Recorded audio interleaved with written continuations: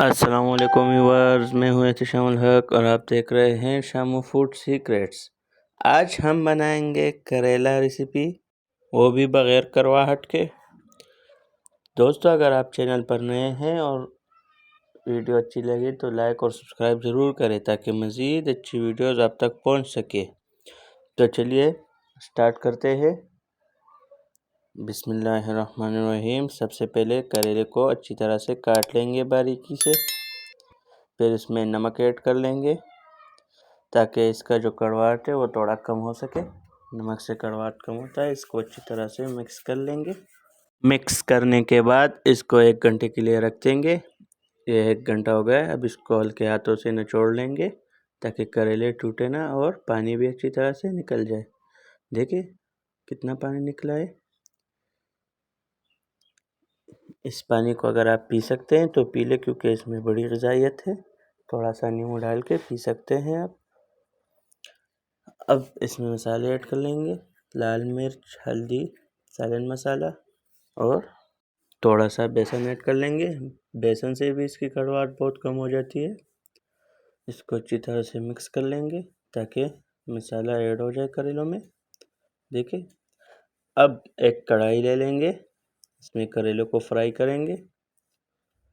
अच्छी तरह से डाल के फ्राई कर लेंगे ताकि इसकी कड़वाहट और भी कम हो जाए। इसके बाद इसकी कड़वाहट बिल्कुल ख़त्म हो जाती है।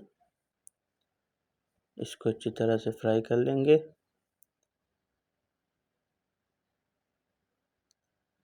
ये करेले हमारे पास फ्राई हो चुके हैं। अब इसको निकाल लेंगे। ये बिल्कुल इसी तरह से फ्राई करने हैं, ज़्यादा ब्राउन भी नहीं करने, फिर जल जाते हैं। इसी तरह सारे करेले को फ्राई कर लेंगे।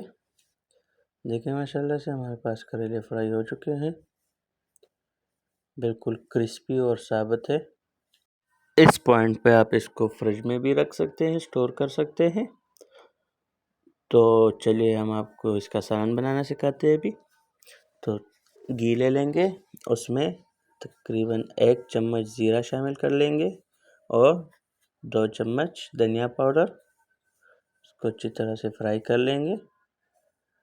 अब इसमें टमाटर ऐड कर लेंगे जो चॉप किए हुए थे मैंने।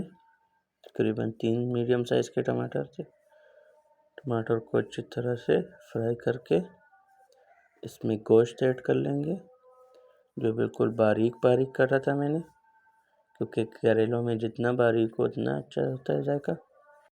अब इसको अच्छी तरह से फ्राई कर लेंगे ताकि गोश्त अच्छी तरह से गल जाए। गोश्त को फ्राई करते रहे, तकरीबन 5 मिनट के लिए इसको अच्छी तरह से भून लेंगे।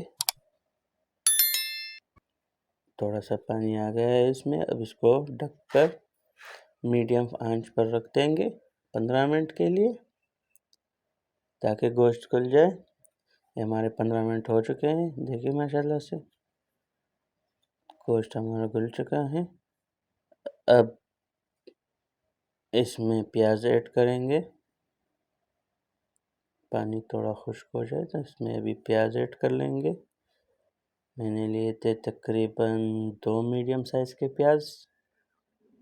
देखिए गोश्त अच्छी तरह से खुश्क हो गया है, सिर्फ घी रह गया है। अब इसमें प्याज ऐड कर लेंगे। तो चलिए प्याज ऐड करते हैं। प्याज ऐड करने के बाद अच्छी तरह से भुनाई कर लेंगे इसकी।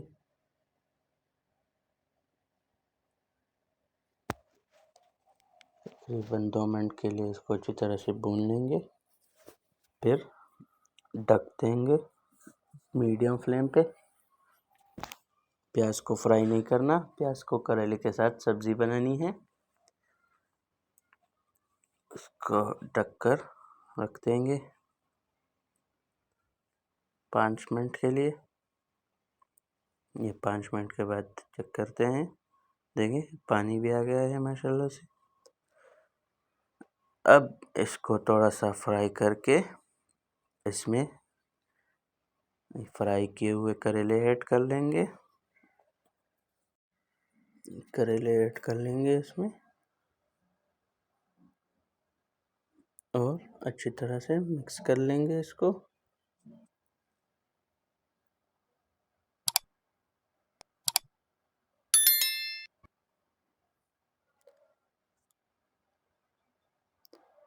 दोस्तों करेले कड़वे ज़रूर होते हैं, लेकिन इसमें बड़ी ग़िज़ाइयत होती है। अल्लाह ने इसमें बड़ी ग़िज़ाइयत रखी है।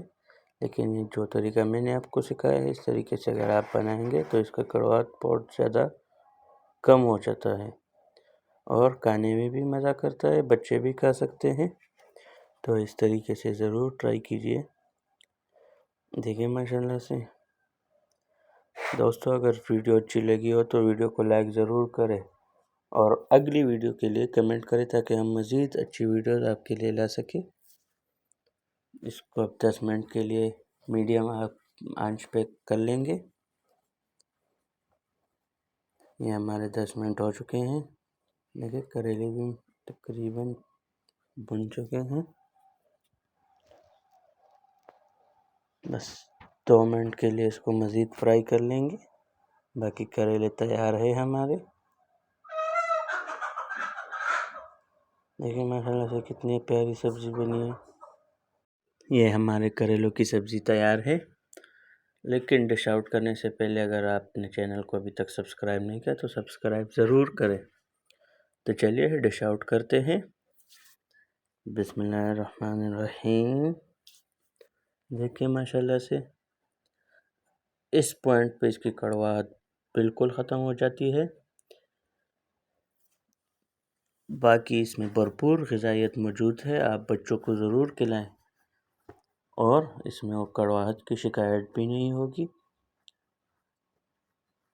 अगर वीडियो अच्छी लगी हो तो लाइक ज़रूर करें।